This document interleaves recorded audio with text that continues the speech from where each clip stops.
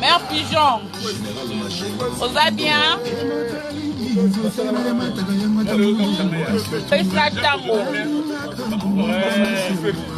Hein? Mais biso mesana mobali bakokana te.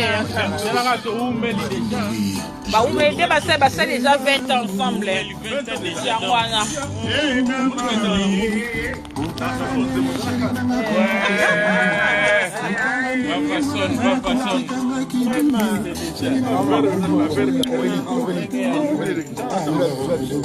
Non, attendez.